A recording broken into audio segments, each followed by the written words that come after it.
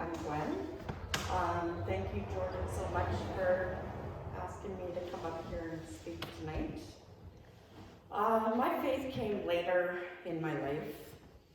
I wish it would have came a lot sooner, but I grew up where my parents didn't go to church.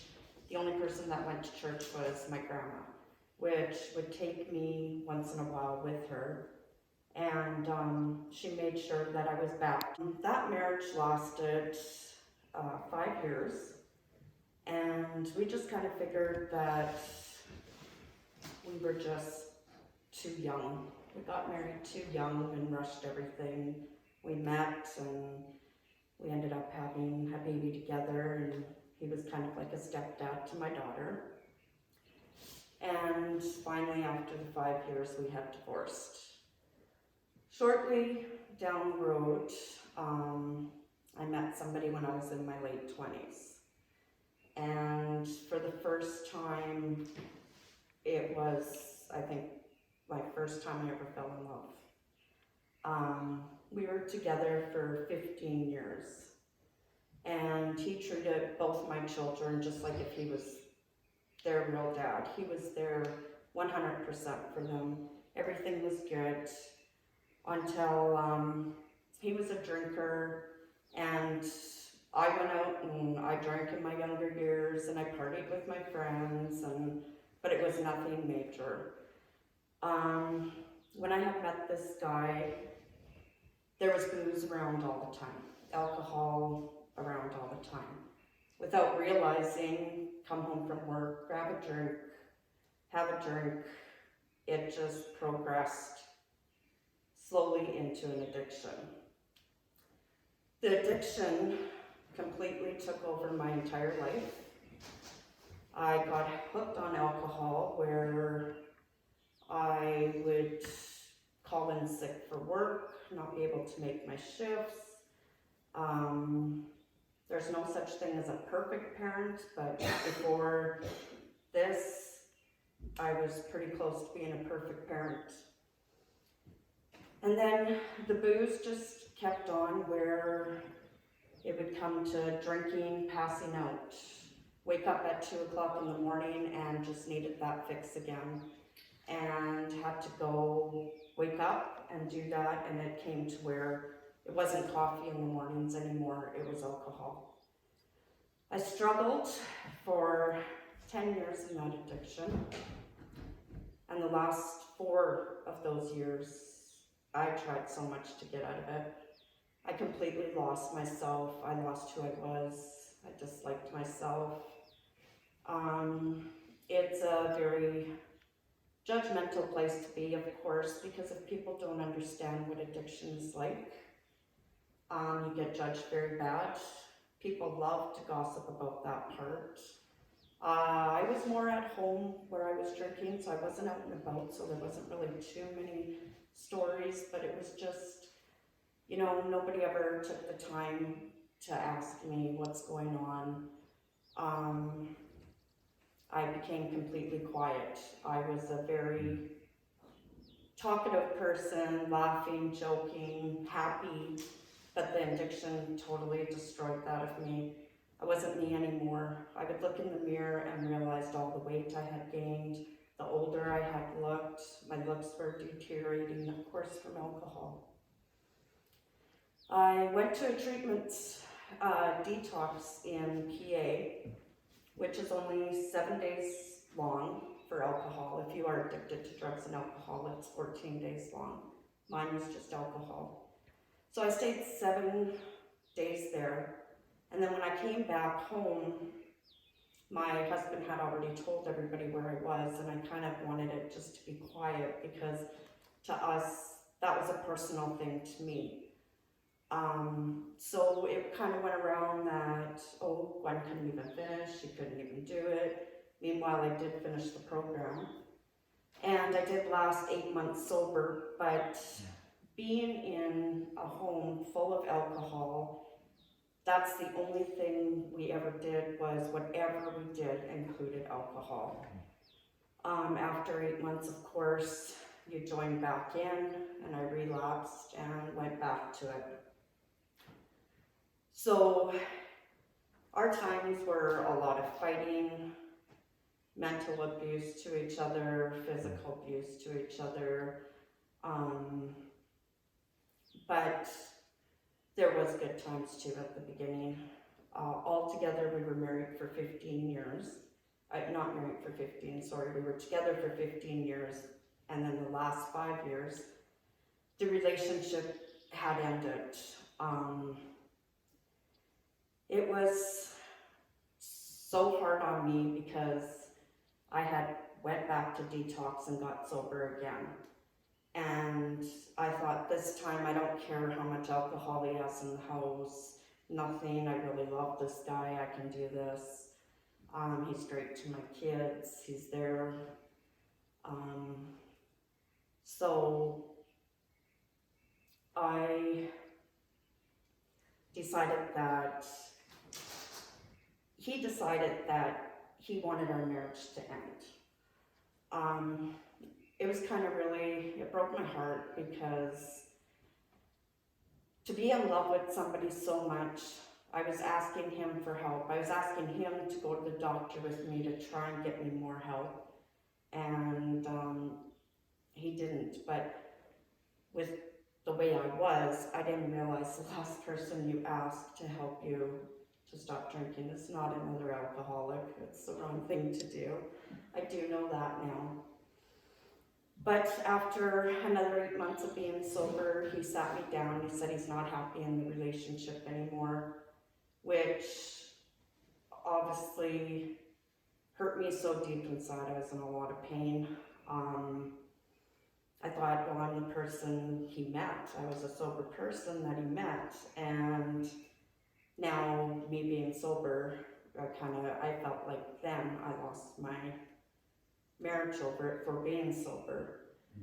But I just agreed, and I had moved out. I owned a house in Canistino where I was renting it out, but my son was just living there for free at that time and just paying the bills. So when I left home, I moved in with my son, and him and I lived together. And I made it for a few months after that, and just couldn't take it. I was lonely again. I just hated myself so much that I was pretty much to the point where I just wanted to give up. I didn't want to be here anymore. My son kind of really, I guess, saved my life because I had wrote goodbye letters to my children, and I went out and got alcohol, and I decided I just didn't want to be here anymore. I was tired of always making it and then dropping and making it and dropping. So I gave up, and for some reason that day, my son came home from his university classes early, and when he seen that I had hard alcohol in front of me, because I wasn't drinking hard stuff, it was just beer, he knew that there was something wrong, and he sat me down and talked to me, and I told him straight up that I just can't do this anymore. And he gave me such words of wisdom of, Mom, you just don't understand who you are. You don't understand what a beautiful person you are, and on and on. And he let me sit there and drink that. And as I passed out and he was worried about me, he had taken me into Saskatoon, dropped me off at stabilization, and said, you gotta help my mom because she's gonna hurt herself. So he left me there with nothing, took my vehicle, took my money, my shoes, everything, just so I couldn't leave there. And he left me in Saskatoon because I know nobody there. He said, if I would have took you to PA, Mom, you would have just walked away. So I kept phoning him, asking him to bring me my stuff, and he's like, no. He said, I'm not coming to get you until you do detox, and I want you to do the treatment thing, because I've seen who you are, and that's who I want you to be. Well, I did get mad and yell and come get me, and you know, they hear the same thing over and over. I won't anymore, I promise. But he wouldn't come get me. He stuck his ground, he left me there. And I redid the detox program once again. And then after detox, I couldn't go to treatment, there wasn't an opening right away. So I had to go back home, and my son came and stayed with me for a week. And we talked and had a great time. And then it was about 2 months later when I got into treatment center and went to Saskatoon, and I did the whole treatment thing for the summer. My son was living at Saskatoon at this time when I was in the treatment plan, so I always got to go to his house, and we hung out lots, went out for supper. It was probably the best summer that we ever had together, actually. And when I left that treatment center, there was something totally different about me that I just felt like I had it this time. I knew I had it, and I had come home feeling great, and I don't think since I've left that treatment center there's been a day that I haven't really felt good about it, that you just know in the back of your mind when you make it, and I knew that I would make it.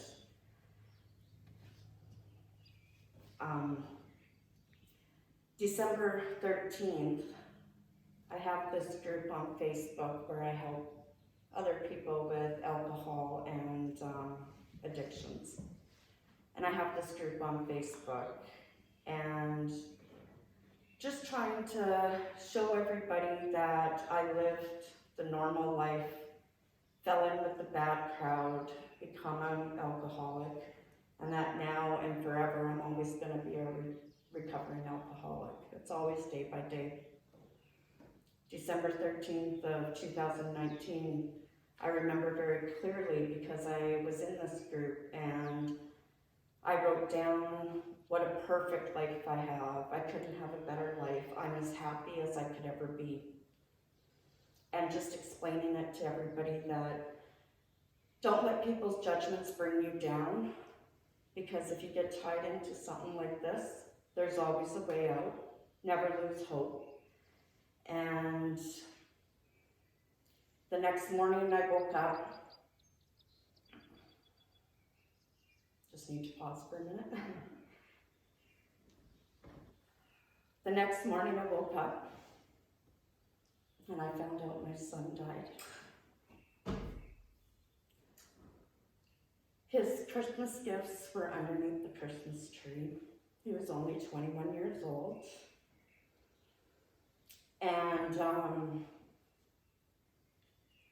my daughter and I are like best friends because I had her so young, so we kind of grew up together. My son, on the other hand, we did so much together.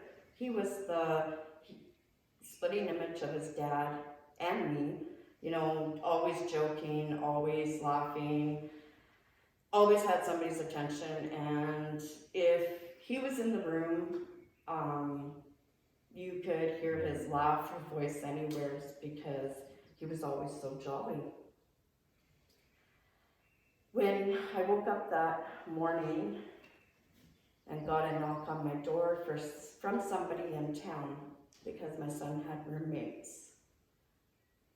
And the way Facebook works and everything like that, she wanted to make sure that, you know, I wouldn't go on Facebook and see that he had gone, so she wanted to come to my house and tell me.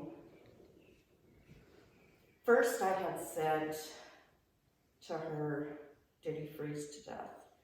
Because just prior to a week from this, he had hit the ditch coming home to see me. And it was extremely cold that night. It was December 5th, that was the last day that I seen him, that I talked to him. And it's kind of weird how things work out, because we spent together about 12 hours that day. And just the stuff that was brought up, just the things that were said, and topics that were brought up that we were laughing about, I just have to know that I think God has a plan for all of us that we don't even know. No matter what our journey will take us in some direction. The hardest thing on me is that he ended up taking his own life when he saved mine. So, COVID hit in March. I was happy when it came because the world was going too fast for me. And in March, it just seemed like the world stopped, and I thought I can finally catch my breath. There wasn't much out there for help, no groups, nothing like that. So I looked into schooling, and I did a course while I took time away from work. And now I become a master grief. I'm a certified master grief coach in people with dealing with grief.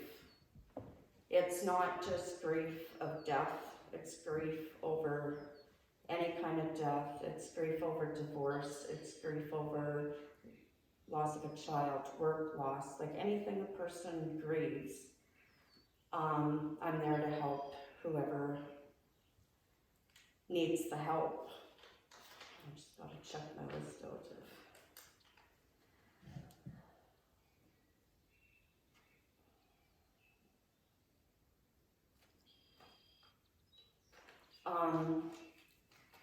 so in the whole end,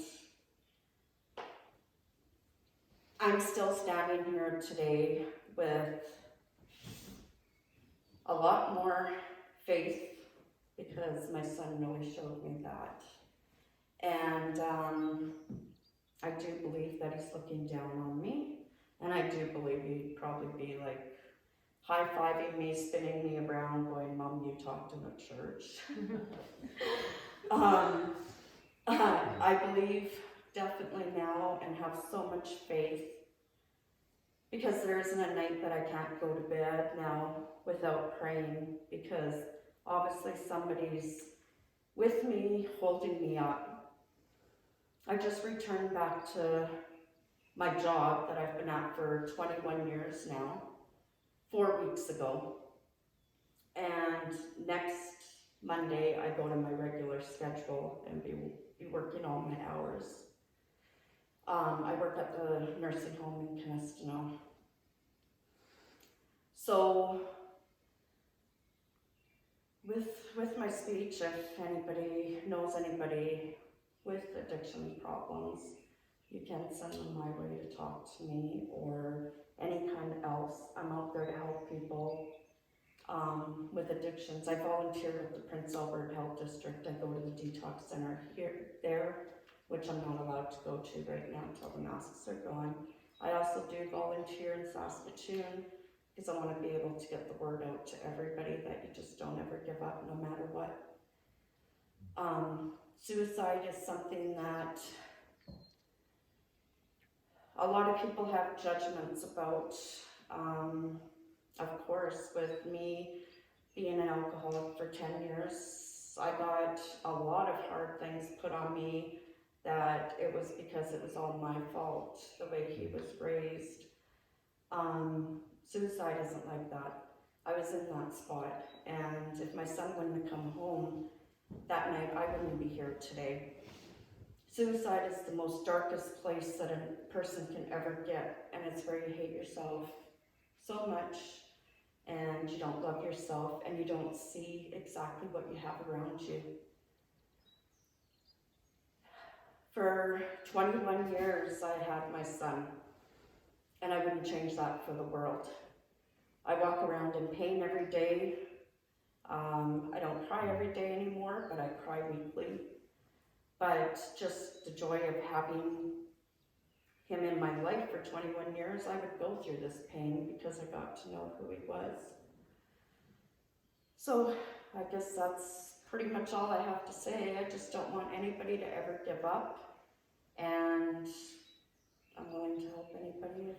to suggest to anybody. One thing I did bring was, I always show this at the end when I talk, because it makes me feel better. It's just, I don't know if you guys can see this, but this is my son. This Jaden's from. Really? Yeah. Jaden, Elvis. Yes. Yeah, She's my neighbor. cousin. Oh, really? Yes. Yeah, her grandma's my first cousin. She helped me out. She made me a GoFundMe page. Oh. Yeah, she's my neighbor. It was adorable. Did you see it? You see it at my house. Yes, he was one of a kind, that's for sure.